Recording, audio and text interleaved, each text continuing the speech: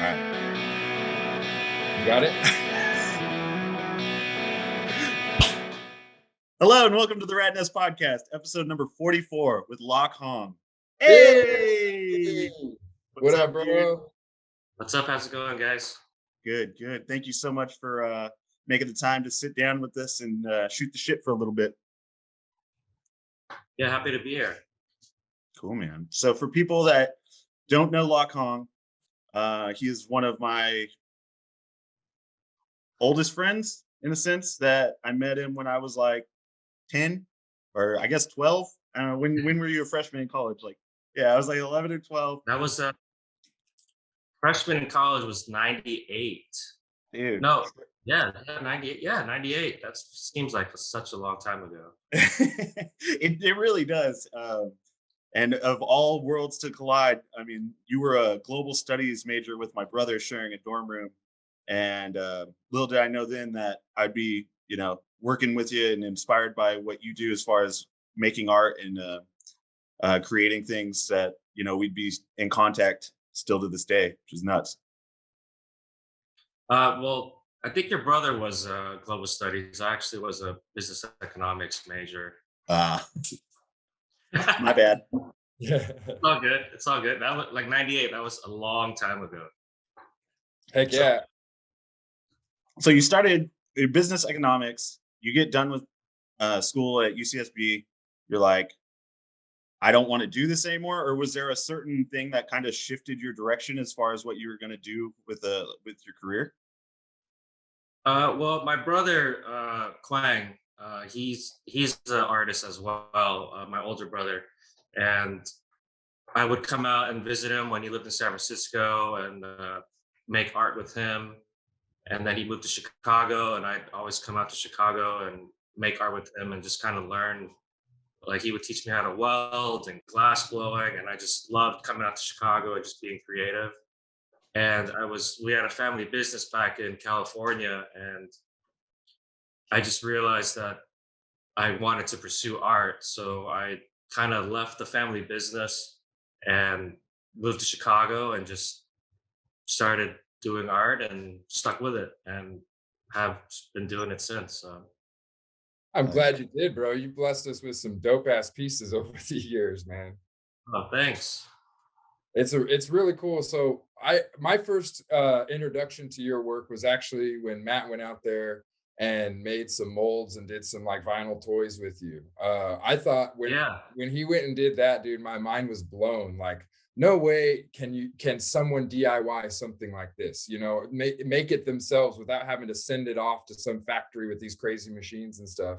And then the product that came out of it was just super rad. Like I was like absolutely astonished that there's guys out there like yourself that are taking art into their own hands. You know what I'm saying? And saying, I want this and I'm not going to pay someone else to do it. I'm going to do it. I thought that was just super rad, man.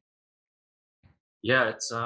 Yeah, Matt really came out at a good time when I was in the middle of that stuff, and I really enjoy teaching and still, you know, do that to this day, which is I never realized how satisfying it would be to share knowledge and information and try to watch people get better, which has been really great.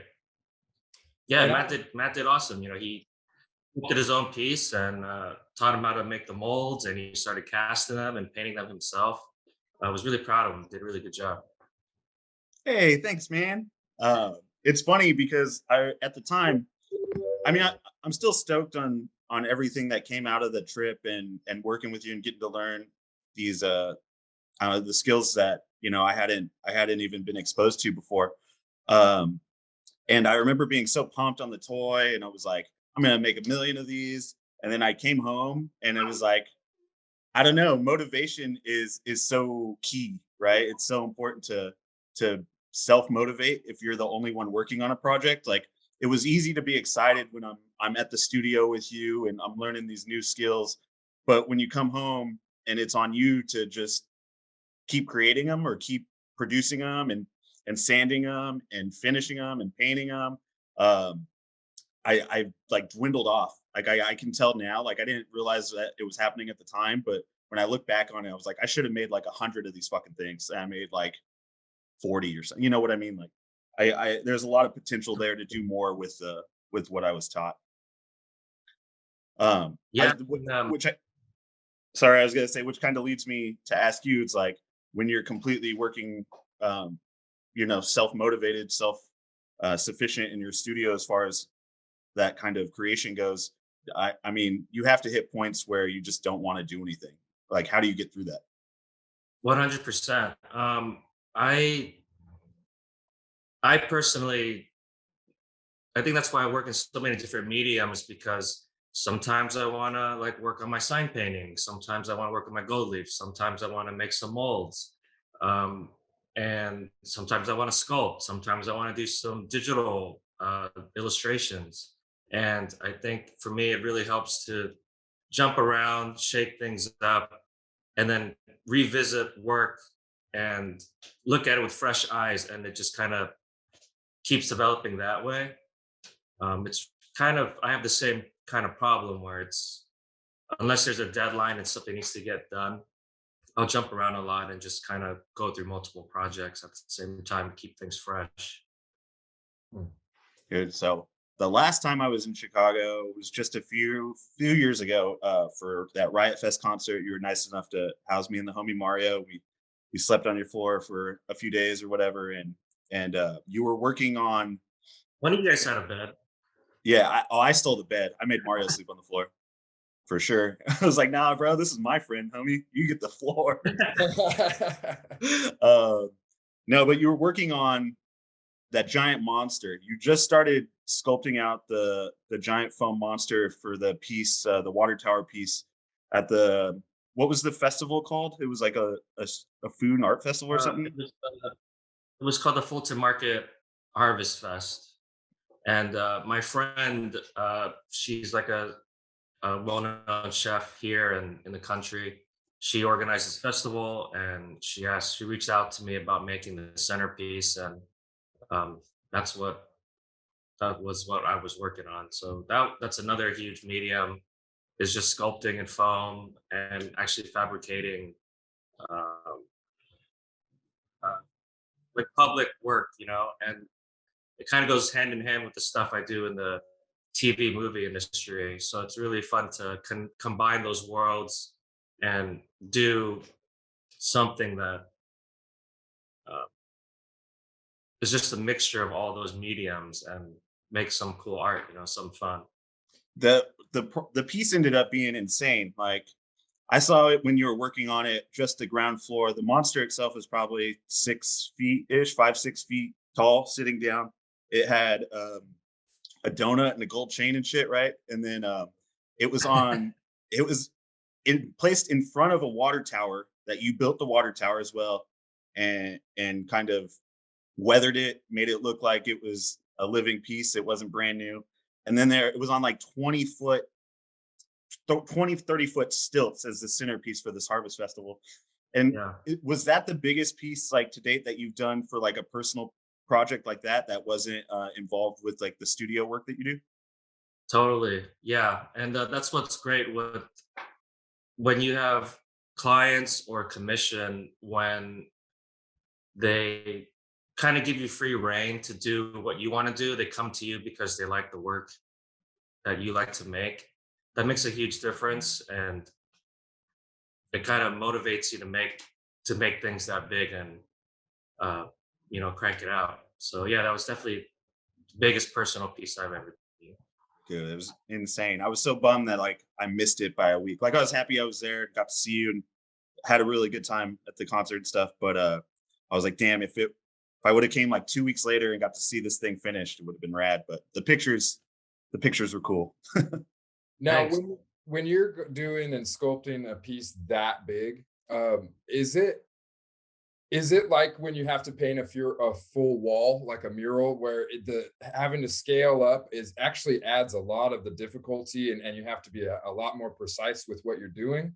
Or would you say sculpting on that size is very similar to sculpting on a small size? You're just using more of the clay or foam or whatever you're using. I would say it the only difference is the physical work you've got to do. You know, going that big, um, you're using like a sawzall or like a handsaw or a hot wire cutter, and you're cutting huge chunks of pieces off, and you're just using your body more. It's more physical. How you're shaping it, you're carving it away, like you're on your feet. Versus if you're doing it small scale, you're sitting down. It's A lot more of a workout. yeah, yeah. But like creatively, when you're looking at it, you know, it's just a smaller scale. But I would say the only difference is the work. Like, you know, the base of that water tower was all fabricated steel. Um, that we made in our shop. And when I say we, I mean my girlfriend Stephanie, who's also an artist. Um, you know, we had to fabricate that out of steel, drill holes, and weld it all together, lift stuff up onto the top and the platform, and assemble everything. But creative wise, it's the same. Takes the same amount of mental exercise to do something like that. So I forgive me if it sounds ignorant, but like when you like I know a lot of painters or artists, they're just gonna sit down, they're gonna have an idea in their head and they're gonna start sketching it and turn it into the piece that it is. When you're talking about having to fabricate this giant water tower and have this guy like sculpted to scale and everything, are you putting it in a program? Are you sketching it out, giving yourself dimensions first? Like how much planning goes into it beyond just sitting down and creating? Um, for this particular project, the festival was in the Fulton Market district, and it's been really gentrified and developed, and uh, it used to be like the meatpacking district. It's where that book, man, what is it called? The Uh, jungle. the Jungle, right? Um, that's where the book was based on. And now it's like all these high-end restaurants, like Google's office is there. They built a huge building there. And there used to be all these huge water towers on all these buildings. And now a lot of them have just disappeared. And they were just a beautiful part of the skyline. And so I knew that I wanted to incorporate the water tower somehow. So I went with the water tower. I just by hand drawing it up, and then I knew I wanted to put one of my characters or a monster in there, and started sketching it out and wanted to make it super fun. And the festival was centered around food, so I wanted him to have something to tie him into the actual festival, not only the neighborhood. And a donut just seemed super fitting, right up my alley, right up in the festival. So it started out as a sketch, a drawing, and then we had just got the huge block of foam and just started carving it. And you can look on my Instagram; it's got like processed photos of it, and it's really cool to see what starts off as a huge, like 4 foot by 8 foot by 2 foot block of foam just gets carved away and becomes a sculpture, you know? Yeah, no, that's super rad, man. That really speaks to the talent that you've got too. Because I'm looking at it like I would have to put that thing in AutoCAD. I would have to have a 3D model, probably make a smaller one before I could even imagine what the bigger one would look like. So that's a awesome the way that your brain works like that, man. Yeah, and it's really cool. Like a lot of people are really good with 3D designing and modeling, and they're awesome at that. And they could do it on a computer. And then now you can have stuff just milled in foam, um, uh, 3D printed, whatever, and have the piece. And they never have to use their hands in a physical way, which Right. is great. And I'm not, I think that's awesome. But I definitely appreciate, and if I had to do it all over again, would choose this route because I just love working with my hands. And there's something to be said about making stuff from physically out of nothing and making it a final finished piece. And I do wish, like, I am trying to learn these programs slowly because I just like to learn different programs and kind of stay in Developing touch your with. craft. Yeah. So when you moved to Chicago, to kind of pursue this, Quang was still living in Chicago. Were you guys living together? Because he had the studio space that you're at now prior. Yes, yeah. This so he founded the studio that I'm at now, and he maybe like a year or two after I moved here, he moved to New York, and I kind of took over the studio. I took over uh, the metal shop that we have. Hmm. Yeah, and just have been working out of here in Chicago since. Did you start working for the movie studios or like the television, the backlots and stuff? Like, did you start working there like around the same time, or was that something that happened like later down the line? It was so I officially moved to Chicago 2009, and then uh about 2000, I can't remember if it was 2009 or 2010, but shortly after that is when I had an opportunity to work in the movie industry, and uh, it just kind of went from there. Steph, she went to the Art Institute, and Transformers, I believe it was Transformers 3, was filming in town, and they needed mold makers. There weren't enough in our union, and Steph was referred to by someone she knew through the Art Institute, and she came in.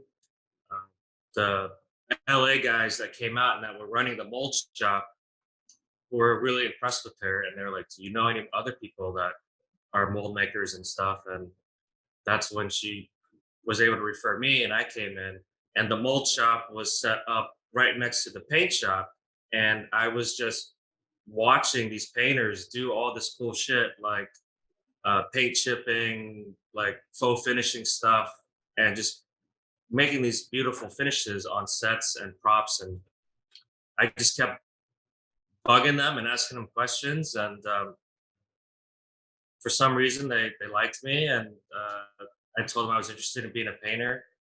And then Man of Steel came out the next to film in Chicago, and one of the painters remembered me, and he called me and hired me on as a painter, and that was my first show working as a painter in the industry.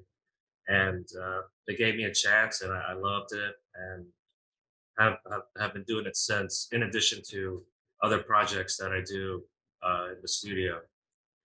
That's got to be such a fun industry to be in, man. Like, and probably so like validating when you get to see the stuff that you worked on in this giant feature film. Yeah, it's crazy. It's definitely a fun industry. It's I don't do it enough for it to be my full-time job. It's definitely uh it's definitely fun. Learned a lot, learned from the best in the city. All these old school guys that did like Home Alone, Blues Brothers, Backdraft, The Untouchables. Like I got in at the right time. It was just all these old school Chicago guys, and they took a liking to me, and they taught me everything. And um, yeah, just all the tricks. And yeah, it's been. I feel very fortunate learning these techniques from them. It's crazy, being able to, like, go work with you and learn from you is like, there was things that I wanted to learn how to do that I didn't necessarily even know, like, how to ask how to do it because I was so unfamiliar with, the I guess, the process of it or the names of things or finishes or, chemicals. And even just making resin frames that looked like wood, like that was mind-boggling to me. I was like, "Fuck, this isn't that hard," but I just wouldn't have known how to ask how to do this at all. It's there's something from learning from someone that is so much more, I guess, rewarding, or you get more out of it than you would trying to learn from a book where you're not familiar with what you're even trying to ask. Totally. And to that point, I learned so much from my brother. Like I mentioned earlier, like just glass blowing, painting. He taught me how to oil paint, and then to get in the movie industry and learn from all these other old school guys, and then combine all these different mediums and techniques to make like that water tower piece. Like it's a little bit of all of these crafts, and putting it together and making something unique.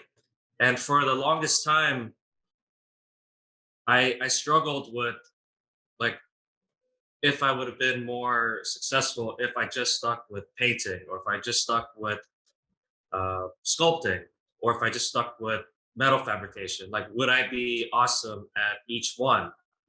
And because I naturally can't help myself and want to do everything, like drawing, everything. Um, and so there's a saying like, jack of all trades, master of none. And then long time ago, my girlfriend said, she tells me, she's like, there's actually more to that saying. It's jack of all trades, master of none, but better than a master of one. Hmm. So just realizing that really just got that monkey off my back, and not being so worried about that, and knowing that I was doing the right thing. And it made me happy, and it was very satisfying to just constantly learn different things, and eventually combine them and to make something fresh, and not just kind of be stuck in one medium. Sure. Yeah, man. I remember while I was there, well, dude, honestly, like I think I stayed with you for 2 weeks, and I had like so many firsts. Like I wouldn't say I was like a super picky eater. I was when I was a kid, but as I got older, that kind of went away. But I had never had Xiaolongbao, like soup dumplings. Took me out to eat those. I never had ramen. Took me to High Five. We went and had ramen. Was like, dude, this is fucking delicious. How the hell have I avoided this my whole life? It's so good. Oh, there's a lot of good food in Chicago. But yeah, it's But I always good mean, to try new things. that's like I guess it just speaks on your personality of like, I like a lot of different things. Like you made me try stuff I hadn't tried before. You introduced me to new things. While I was there, we went and picked up that like we did a couple of projects I didn't really understand what I was doing. One was you picked up it was like a chemical bath that you could gold plate stuff with by using like electrons. Right. Um, Oh, yeah, yeah, I remember that. Yeah, it's it, for that, electroplating. Yeah, I remember that. yeah, that was nuts. I had no idea like that's how that was even done, or what you could do with it. We also went to the women's club like in one of the suburbs, and Yeah. took that relief from the wall, the plaster relief that this women's club had burned down and was flooded at this point. And so in the basement Yeah. they had this, I mean, 100+ year old plaster piece on the wall, decorative, and remove that with a few other guys so that they could restore it and make a copy of it for them. Like it was super interesting and just completely different than what I thought. I thought like, oh, Locke's gonna like show me how to paint or whatever. Like I'm gonna learn some new techniques with oil painting or whatever it was. But there was such a, I don't know, a grab bag. Like every day we did something different. It was crazy, man.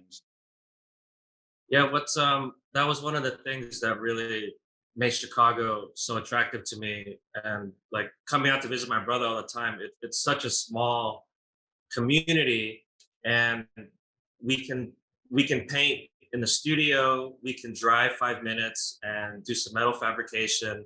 Right next door there's glass blowing, right next door there's a metal foundry, and you could just do all these things. And coming, being born and raised in Long Beach, and having to go anywhere, you got to drive an hour to go pick up something, and it's just so massive. But Chicago, it's a big city, but the community is very small, and it's everybody knows somebody that knows somebody.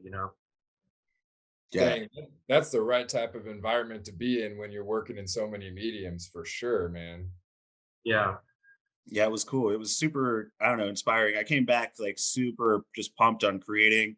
Like I said, self motivation took a little bit of that away from me, but it was definitely something like I needed at that point in my life to like get away and try something, put myself in like a vulnerable state where I wasn't so comfortable and learn something because I dropped out of college. I went to college for like 6 years and never got a degree. So it's like I didn't learn much, you could say that. But to really just get in there and like learn techniques and not only learn them but remember them like the first time. Like I can almost tell you step by step the things you taught me 6 5 6 years ago just because it was ingrained in my brain like that. It's crazy, and Nice. I'm thankful Yeah. for it, man. I really am. Yeah, and it's still there. All that stuff, you've got it. It's in your head. You probably still have some materials left, and it's not going anywhere.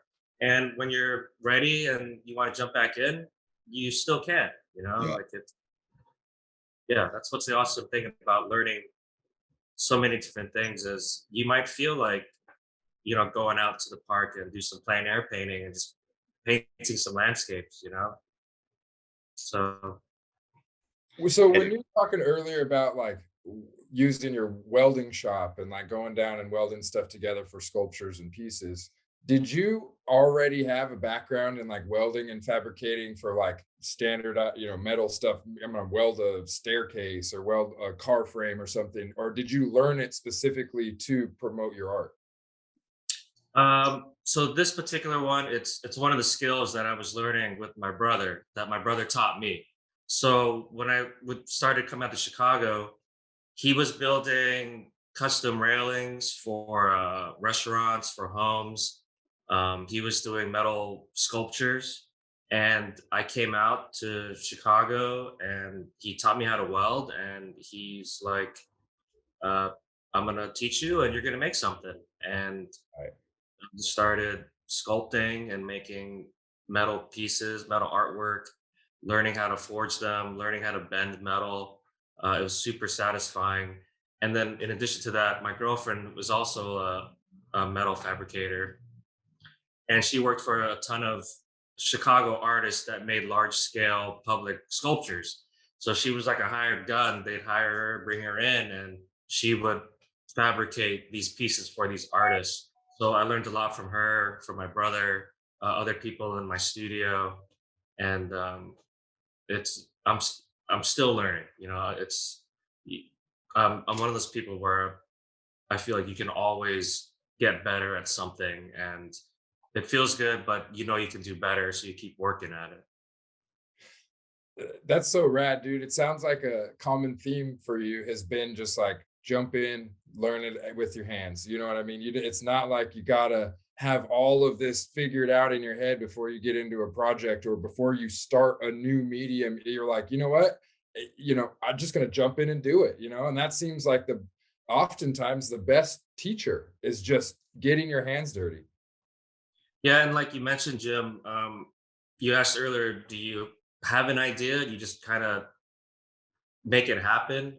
But a lot of my paintings, I'll just start putting paint on the canvas and drawing weird shapes and painting things and taking stuff away and just kind of look for stuff and start to see things and kind of pull them out and then start developing it, and then it'll just be a painting, and then I'll just go from there, which is kind of a really fun way to paint.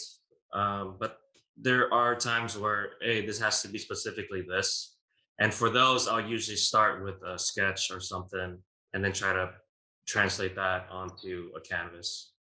That type of creativity is beautiful to me because I'm such a planner. I'm the type of guy that's like, all right, I have to understand what I'm getting myself into before I even begin the journey, and I have to have my goals and I have to have and I'm talking about life, art, music, everything that I do. I really like to know what I'm getting myself into. So it is beautiful to me when I hear like, oh no, it develops as it's made. That to me is just such a rad way to create because it's so different from what I do. That's real cool, Right. man. Yeah, yeah. Does that mentality kind of like cross over into other aspects of your life? Because like you and Steph just went on vacation, and you're getting out of Chicago because the snow is 4 feet high or whatever. And do you guys plan everything out, or are you kind of like the people that get to a city and then figure it out? that particular trip, all we had was a one-way train ticket to from Chicago to San Francisco. We took the Amtrak train. We got a roomette, and that was it. And we were just gonna fly out there. Have we didn't know how long we were gonna stay or when we were gonna come back, where we were gonna go, and we were just gonna play it by ear. I mean, obviously there are trips where we have to plan and we get our return trip. But this particular one, since you asked, it happens to have been that way where we just played it by ear. Usually this time of year we drive out to California and we bring Otto, but this was our first Christmas without him. So we kind of wanted to change it up, and instead of driving to California, we took the train, and it was awesome. It was a beautiful train ride. I'd recommend it to everybody. And yeah, we just played it by ear, and we were like, well, we weren't ready to go back home. We were halfway to Hawaii. We were like, why not? So we booked a ticket, flew out to Hawaii, and we were in Oahu, and we had a flight to come back. And then we were like, well, we actually don't have to go back right now. So we actually changed our flight twice to stay longer because it was just so nice. And we got to go out to Molokai for a little bit and just kept it going. And then we are like, okay, it's probably time to go back because work's going to start getting busy again. So we came back. Dude, that's awesome. That's super rad. I rest in peace, Otto. So sorry your pup passed. He was a rad dog, dude. Oh, thanks, man. We had him for 11 years, and uh, I couldn't have asked for more from him. So we were really lucky, and I'm okay. I'm at peace with it, and yeah, just grateful to have had him in our life. And I look at it as it was a trip. It was a beautiful trip and journey, and it was an 11-year journey, and it was just time to end. And Yeah, that's yeah. okay. Sometimes you got to go home. Yeah. Dude, dogs are Um, such a beautiful part of life, bro. I love my dog. oh yeah. Dude, I'm dealing with it right now. I don't know uh if I mentioned it to you, but Dottie had a like surprise spinal surgery just about 2 weeks ago. But no, Uh yeah, she slipped a disc and it was pinching her spinal cord, so they had to operate and stuff. And yeah, man, you take them for granted sometimes just because they're your dog and they're always around. But then you're like, I don't know, it's like a kid, man. It's like I'm sleeping out here on the floor next to her pen and shit. It's like anything to make her more comfortable. I'm trying to do. It's like, oh man, Dottie, it was okay. She doing all right? she's doing good. Yeah, she's on the mend. She's walking. She's walking like better than they expected after this amount of time. She's super strong. She's always been like a really strong little dog. So I think she's like recovering just fine as long as we just keep her from getting too excited and trying to jump on stuff or jump at you. She should heal up just fine. Nice, man. Well, I hope that goes well. Good luck, man. Yeah, man. Dogs Thanks. are She yeah, she dogs are the best. like I said, she's strong willed, dude. She'll be just fine.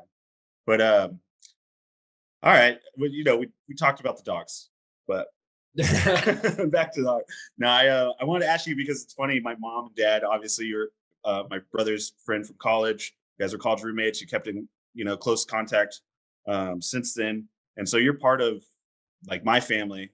You know, like my parents look at you like another kid, and they're so like proud of you, and they'll text me or they'll call me and be like, "Did you see what Locke's doing on Instagram?" And they get like so pumped when you have projects come out. And my mom was like, I tried to watch that Lovecraft Country show because Locke did the car for it. It was weird. Yeah, that show was it's yeah, that's a I mean, it's not for everybody, but that was a super fun show to work on. How did you hook up with HBO? Is just the same production studio? Because aren't you now working for yourself? You're not necessarily working at the studio. They're contracting you to make props through them. Well, both. So my main bread and butter is working as a standby painter for the shows in town, whether it's a TV show or a feature. Um, so that I do that through my union, and in addition to that, Steph and I we also make uh, props like fake guns, fake knives, all kinds of fake things, fake TVs. That was the last big project I made. I've got some really last year I got to work on a ton of cool shows. I can't say what one of them is, but I'm excited to when it finally does come out to share the the stuff I made for them. It's one of the biggest shows that I've ever been a part of. That I just can't believe I've made something for these actors. Like it's huge. It's a really big deal. Oh That's yeah, super dude. cool. That's awesome, man. And like going back to like getting your hands dirty and kind of not knowing how a project's gonna finish when you start it. I remember you working on the plungers, like maybe Empire or something, Power, one of the shows, and someone had to get hit with like a plunger. So you made all these different uh, types of foam, like hard softness levels of foam, and you know, painted all these plungers. And there's ones that were too flexible. There's ones that were still too firm. The actors couldn't get hit with it. It's like just finding that balance. I mean, what's the hardest part about finding that balance of like being able to hit someone with something? It's we've we've been doing it long enough to know you have to give the actors and the stunt people options. Um, Sometimes they need something super squishy. Sometimes they just need to throw it out of a window, or sometimes they just need a non-metal version of a gun to rehearse with, um, and that's it. But sometimes you need a gun that's uh, has a really soft butt to it, so that they can just actually really hit somebody over the head. So we've kind of been doing it long enough where the prop masters would contact me and just say, this is what we need, and this is the gag, this is what's going to happen. It gets thrown across the room, or it actually hits somebody, or it just is thrown on the ground. So knowing that, you kind of have an idea of the material. So that's another thing that Steph and I have learned over the years, is just what materials to use, what is perfect for this situation. Um, yeah, and sometimes you give it to them, and if it doesn't work, you crank out another one. So Is there ever been a situation where it like just doesn't work and the whole like plan has to get rerouted? I can't say there has been. We've always kind of delivered everything we've needed, because a lot of these shows, they're really putting all their eggs in one basket. Like they need this. You're the one person we're reaching out to. We have no backup. And there's a ton of money going into paying the crews, the actors, whatever location or stage they're renting. And if you don't deliver that piece for them on the day that they're filming, uh, you you'll probably never work for that prop master again. Mm.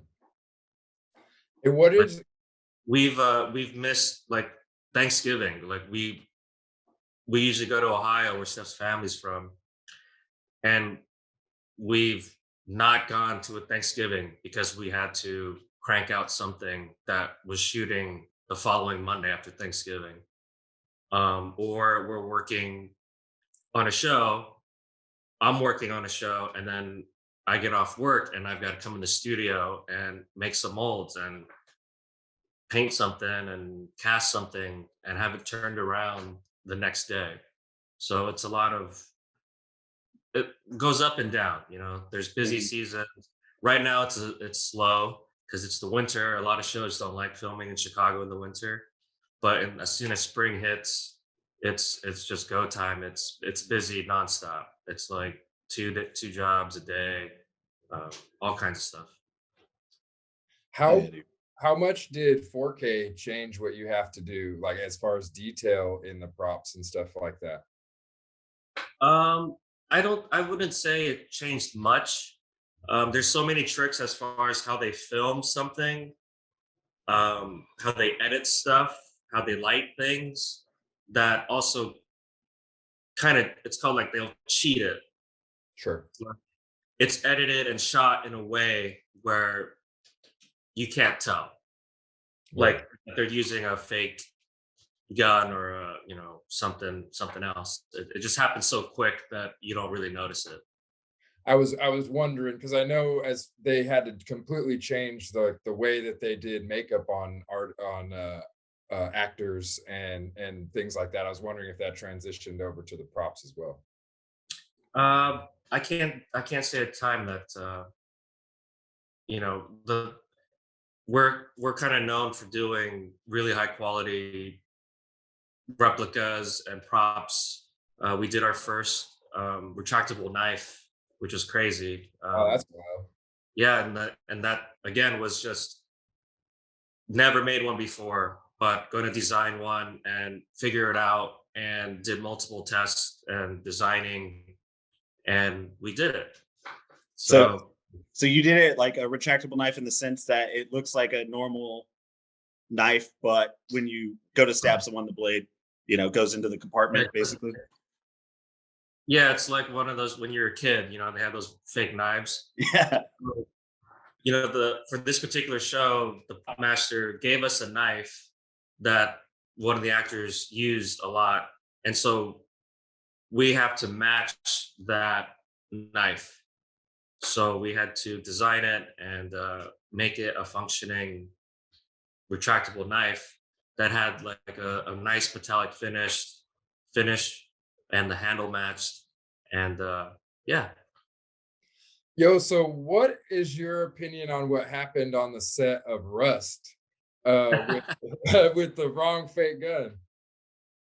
Uh, I mean, first of all, it was obviously tragic. It should have never happened. Absolutely. I Um, don't make light of what happened. I'm just curious. yeah, I think that it it kind of reflects the industry where you have all these streaming companies like Apple, Amazon, all these new uh, Netflix. It's just blown up how many shows they're cranking out, and so there's this huge demand for people, and across the board in all these departments and that go into making a movie or a TV show, so many people were bumped up or given a spot that they probably weren't ready for. Um, so I think that that's a big part of what happened, is that so many people are just don't have enough experience to be responsible for Right. stuff like, or checking, doing the proper checks, and it's just a lot of new people that could use more training, but there's not enough people to train. In Chicago, especially with the paint department, a lot of the old guys are retired. The people that can teach are too busy. They're slammed. They're working. They don't have enough people, and then that kind of just trickles down across the board. So I think, unfortunately, that's a big part of what happened with that show. It definitely speaks to the realness of the props that are being made, right? Like people like myself that might not be around a set, you think, oh, a fake gun, they have 'em made the exact same way a real gun would be made. But no, it's someone like yourself making a mold, creating the thing from scratch. And to think of it that way, that a gun was so realistic looking, or that they mistook it for the real, like they pretty much couldn't tell the difference. Like that's incredible.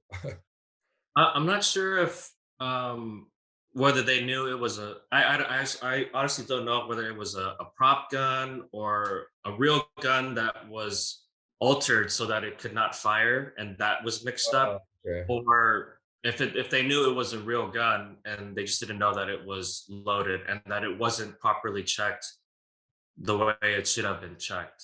So I'm Yes. not sure whether it was a real, like a prop. It was supposed to be a prop gun or what. Interesting. But if you go on my Instagram, there is a prop gun that I made for Fargo season 4 when they were filming in Chicago, and I kind of explained on there why they have these guns, these fake guns, replica guns. It's because it makes the crew feel safer. Sometimes there's a big mob and everybody's armed, but they don't want to give all these background actors real guns. That would just be it's just unnecessary. So we Right. make guns like that. Or they need to throw it out of the window and they don't want to actually throw a real gun out of the window. Um, yeah. So yeah, I don't know. It's a touchy subject. What happens on that show? Yeah, Yes. like you said, it's absolutely tragic, and I want to reiterate, I wasn't trying to make light of it. The point I was trying to make You're was like, such an asshole, Jim. You're an asshole. yeah, I'm such a dick all the time, man. Dude. I was gonna say there's no shortage of real guns in Chicago. You should probably put some more fake ones on the street. Jesus Christ. Yeah. When we were working at the metal shop, you're like, oh, see those windows up there? Those are bullet holes. Like kids used to like drive by and fucking shoot out the windows. Just like, oh my god, dude. Just like, I don't know if we should be here after dark. Um, Unfortunately, Chicago, there is a problem with that. In addition to that, it also gets it's one of the main things that news media covers and all people talk about. And I remember my sister came out here and she was like, "Oh, it's actually really nice here," and took her downtown and showed her around. And she said, "Wow, it's like nothing like you hear on the news." And that's all people hear about Chicago. But Chicago, it's very segregated. There are pockets where it's very bad, but there's also pockets that are very good. Uh, I'd say it's similar to a lot of cities, but it Yeah, and does have.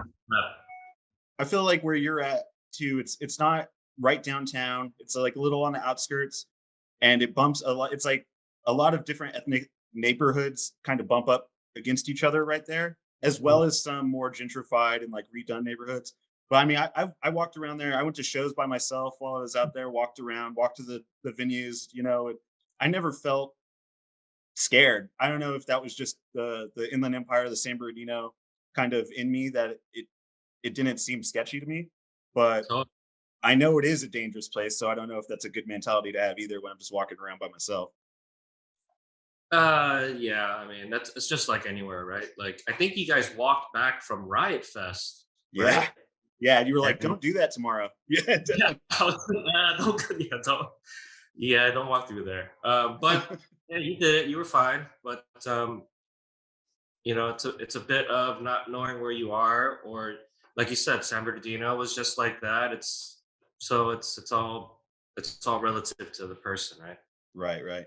But yeah, man. I was going to ask, you normally do like a one show at the gallery, like a year or so, like maybe every other year. Are you working on anything right now for the gallery Uh, show? it, it's been a very long time since I've had a show in the gallery, the studio. Was Um, the 10-year anniversary kind of like the last one, or was that it was after yeah, that? that was the last one. So it's been a while, and I think it's so different now as far as having shows. It's still obviously uh, part of the format of being an artist, being in a gallery, having your work sold that way. That's never going to change. I also think that right now is a great time to be an artist. There's so many people that just contact artists directly through Instagram, shooting them an email, and just be like, "Hey, I love your work. Can I commission you for something, or can I buy that piece? Is it available?" And there's no gallery involved. It goes directly to the artist. It's easier than ever to set up a website to put your art out there. Um, so yeah, I do want to have a show. I mean, it's just I've got enough on my plate where it's very hard for me to put that time to dedicate to have like a full on show. But I Right. am working on some paintings. I'm working on some gold leaf, a new gold leaf edition of one of my pieces. And yeah, I taught myself how to screen print over quarantine, which was super awesome. Got one of these guys. Oh yeah. Yeah, and just making my own hoodies and just kind of having fun with that. It was super, super fun. Was it the same screen printing supply stuff that we got when I was out there? That was from so long ago that I ended up just buying fresh material. Okay. Um, yeah, but finally bought some screens, learned how to expose screens, and started just making shirts and stuff. And eventually hope to make my own prints of art and just have fun like learning new shit. It's just I can't help myself. Hell yeah, man. That's super rad. Um, on that note, I want to ask you one more thing because we've mentioned Steph, and she's a master carpenter. I mean, she went to art institute, like she knows everything as far as fabrication, and then she also has like the art mindset of it. Like that doesn't look good, or you know what I mean? Like she can she has like an eye for it. It's not just being able to create something or build something to a spec. It's like knowing what looks good and what doesn't. How much do you guys go back and forth when you're creating a piece together for like a show or a movie or something? Is there a lot of just like, let's do it again, let's try something different? Is it more of like, I didn't do this right, or is it like, hey, you should try to do this better? Um, she, I want to say first of all, like last year was a huge year for her. She did her first show as a special effects coordinator. It's a show called Force, like Power Book 4. It's like the 50 Cent show. So she last year she got her ATF license. She's able to buy explosives. She's able to uh, store explosives. So she was a special effects coordinator, and they were doing like gunfights, front like storefront windows shattering, blood gags, and so she did her first show. It just actually premiered last Sunday, Dude, not that's yesterday, a week ago. Yeah, dude. she killed it. She did such a great job. They do a lot of fire effects, car explosions. She did that for the first time, and then after she finished that show, she actually got her first job as an art director. So and she did that. She was art directing on a show called 4400 that's coming out, and she's just crushing it. And super proud of her. So that being said, with what she's going on and what I've got going on, we actually don't work on a lot of the shows at the same time. Hmm. We will make props or certain sculptures like fake brick, fake boulders. You know, we'll carve that stuff out of foam, and we'll work on that together. But a lot of the things we're asked to do, we've kind of done before, so we kind of have our groove on getting stuff like that cranked out. Um, yeah.